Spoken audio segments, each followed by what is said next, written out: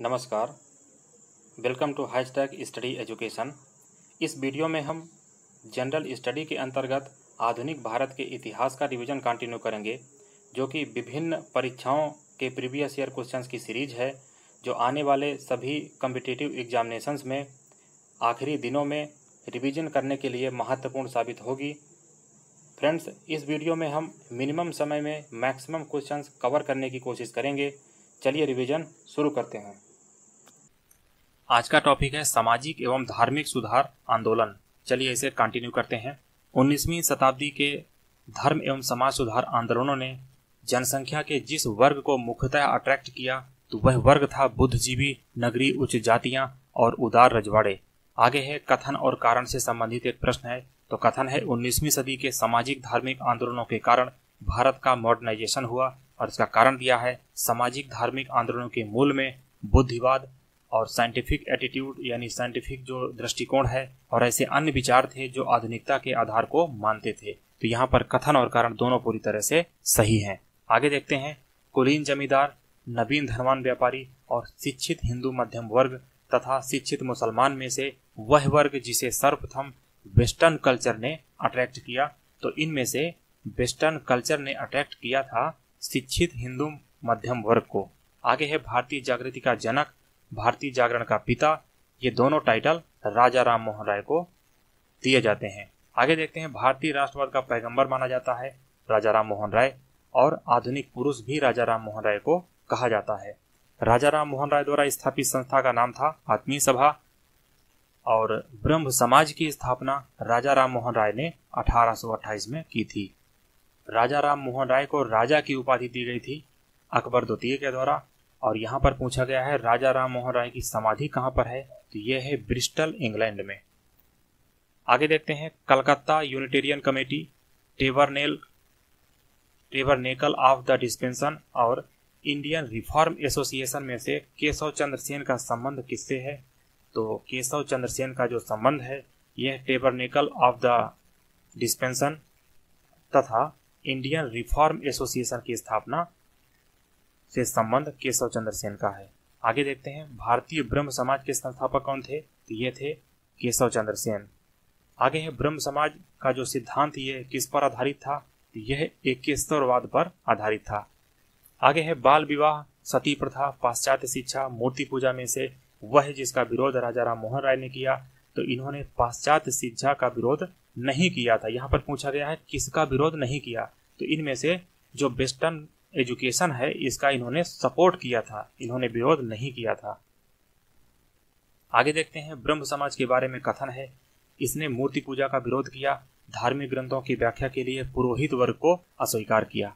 आगे देखते हैं, 19वीं शताब्दी के उत्तरार्ध में नव हिंदूवाद यानी नियो हिंदुइज्म के सर्वश्रेष्ठ प्रतिनिधि थे, ये थे स्वामी विवेकानंद।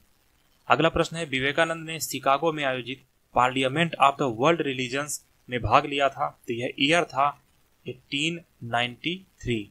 आगे देखते हैं, प्रख्यात समाज सुधारक जिसने ज्ञान योग, कर्म योग और राजयोग नामक पुस्तक लिखी, तो ये थे स्वामी विवेकानंद। रामकृष्ण मिशन की स्थापना स्वामी विवेकानंद ने की थी। स्वामी विवेकानंद ने रामकृष्ण मिशन को 1897 में इस्टेब्लिश किया था। आगे देखते हैं, शारदा मणि थी, यह रामकृष्ण परमहंस की पत्नी थी। दयानंद सरस्वती द्वारा स्थापित किया है आर्य समाज, और इसकी स्थापना हुई थी 1875 में।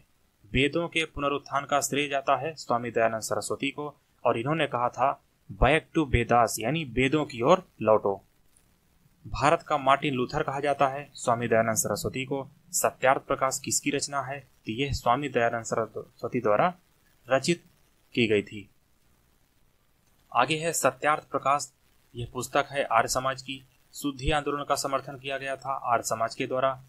अच्छा शासन स्वशासन का स्थानपन्न नहीं है यानी उसका विकल्प नहीं है, तो यह कहा गया था स्वामी दयानंद के द्वारा।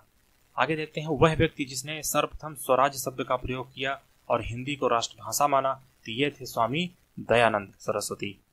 आगे देखते हैं, तुलसीदास, राजा राम मोहन राय, स्वामी विवेकानंद, दयानंद सरस्वती का सही कालक्रम क्या है, तो इनका जो क्रोनोलॉजिकल ऑर्डर है, तो ये सबसे पहले तुलसीदास हैं, उसके बाद है राजा राम मोहन राय, देन स्वामी दयानंद सरस्वती और देन विवेकानंद।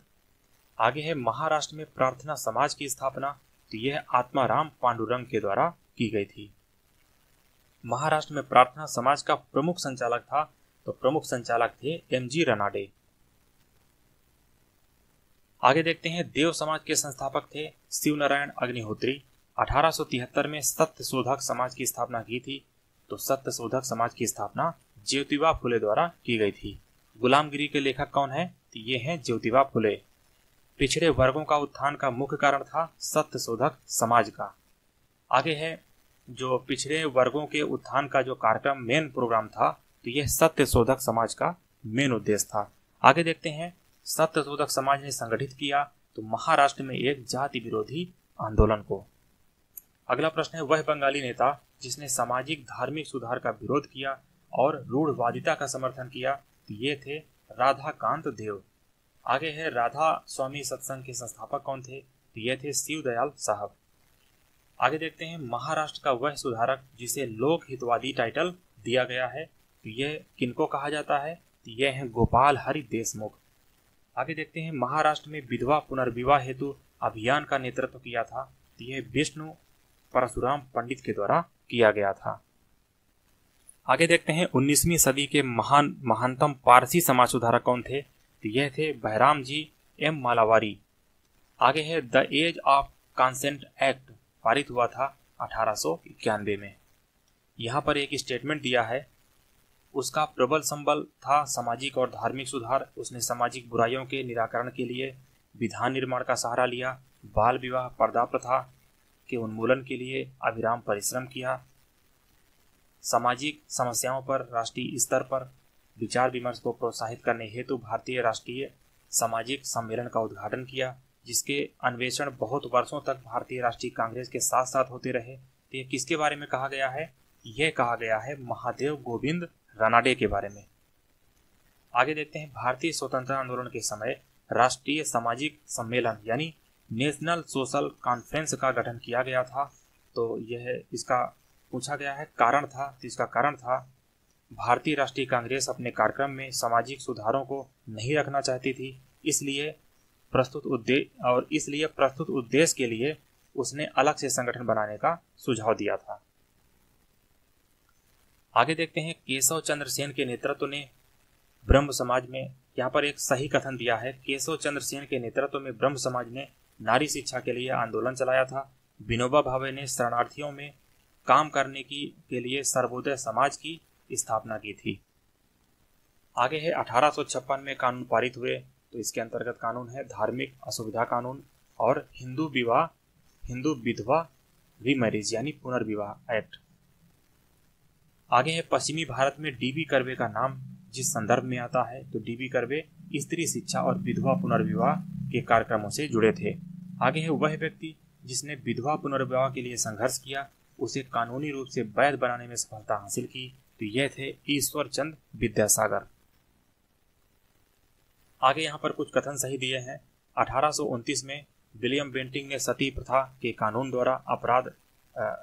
को कानून के द्वारा आपराधिक घोषित किया। 1856 में सरकार ने कानून बनाया जिसके अनुसार हिंदू विधवाएं पुनर्विवाह कर सकती थी और 1875 में स्वामी दयानंद सरस्वती द्वारा आर्य समाज की स्थापना की गई। आगे देखते हैं, 1843 के एक्ट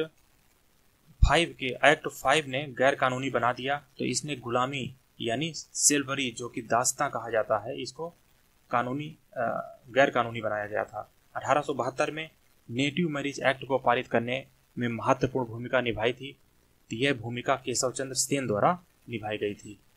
बाल विवाह प्रथा को नियंत्रित करने हेतु 1872 में सिविल मैरिज एक्ट ने लड़कियों के विवाह की न्यूनतम उम्र निर्धारित की गई थी, तो इसके अंतर्गत लड़कियों के लिए जो मिनिमम एज थी, तो ये थी 14 वर्ष मैरिज के लिए। आगे ये स्टेटमेंट दिया है 1853 में जन्म ये पश्चिमी भारत के पारसी थे जन्म से, और इंडियन स्पेक्टेटर तथा वॉइस ऑफ इंडिया के संपादक थे। यह एक समाज सुधारक थे और सम्मति आयोग अधिनियम 1891 के पक्ष के प्रमुख संघर्षकर्ता थे। तो यह कहा गया है BM मालावारी के संबंध में। आगे देखते हैं, शारदा अधिनियम के अंतर्गत लड़कियों और लड़कों के विवाह की न्यूनतम आयु क्रमशः थी, तो इसमें लड़कियों के लिए थी 14 वर्ष और लड़कों के लिए 18 वर्ष डिसाइड की गई थी। आगे देखते हैं, शारदा एक्ट संबंधित था बाल विवाह अधिनियम से और ये 1930 में आया था। थियोसॉफिकल सोसाइटी की स्थापना मैडम HP ब्लॉडस्की ने की थी। आगे देखते हैं, भारत में थियोसॉफिकल सोसाइटी की सफलता जो किनके माध्यम से हासिल की गई थी, तो यह एनी बेसेंट के कारण हासिल की गई। यहाँ पर सही सम्मेलन दिया है। राजा राम मोहन राय ब्रह्म समाज से, स्वामी दयानंद सरस्वती आर्य समाज, स्वामी विवेकानंद रामकृष्ण मिशन की स्थापना की थी, महादेव गोविंद रानाडे प्रार्थना समाज, थियोसॉफिकल सोसाइटी एनी बेसेंट प्रार्थना समाज, डॉक्टर आत्माराम पांडुरंग आत्मीय सभा राजा राम मोहन राय, भारतीय ब्रह्म समाज केशव चंद्र सेन और राधा स्वामी सत्संग तुलसीदास। आगे देखते हैं, ब्रह्म समाज कलकत्ता में स्थापित किया गया, मानव धर्म सभा सूरत में, आर्य समाज बंबई में और नदवा उल उलमा यह लखनऊ में स्थापित किया गया। आगे देखते हैं, सत्यशोधक समाज ज्योतिबा फुले, मोहम्मद एंग्लो ओरिएंटल ये सर सैयद अहमद खान से संबंधित था, अलीगढ़ में है। आगे देखते हैं, Tattvabodhini Sabha Debendranath Tagore, the servants of India society, इसकी स्थापना गोपाल कृष्ण गोखले ने की थी। आगे देखते हैं, MC सीतलवाड़, BN राव, आल्लादी कृष्ण स्वामी अय्यर प्रख्यात सदस्य थे, तो ये सदस्य थे सर्वेंट्स ऑफ इंडिया सोसाइटी के। आगे देखते हैं, सर्वेंट्स ऑफ इंडिया सोसाइटी की स्थापना गोपाल कृष्ण गोखले द्वारा की गई थी। बहुजन समाज का संस्थापक था मुकुंदराव पाटिल।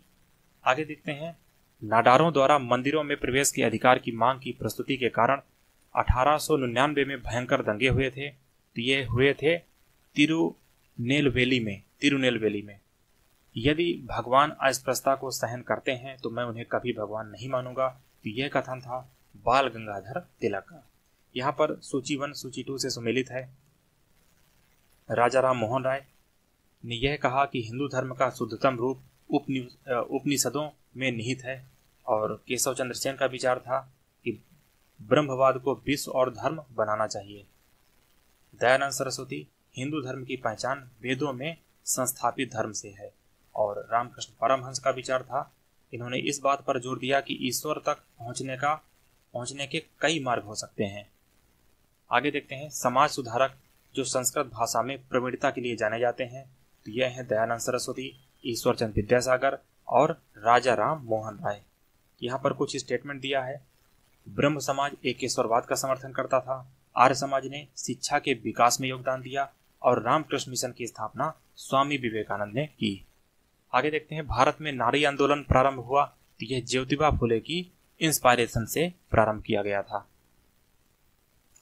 आगे है ब्रह्म समाज, रामकृष्ण मिशन और आर्य समाज में जो समानता थी वो क्या थी, तो तीनों ही राजनीतिक उद्देश्यों के लिए नहीं बने, लेकिन तीनों ने ही देशभक्ति की भावना के विकास में सहायता दी। सही कथन दिया है डॉक्टर एनी बेसेंट थियोसोफिस्ट थी।